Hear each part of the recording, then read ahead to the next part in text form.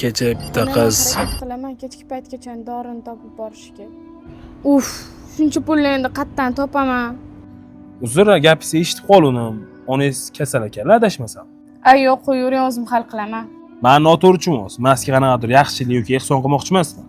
Shunchaki qarz deb hisoblang. Qarz bo'lsa mayli, olaman. Bu meni vizitkam. Pul kerak bo'ladigan bo'lsa telefon qilsangiz, ko'rishib gaplashib olamiz. Yo'q demasangiz, uyingizgacha kuzatib qo'yardim. Biza oilada 3 ta qizmiz. Oyim faqat qiz tug'urganlaridan adam bizani tashab ketganlar.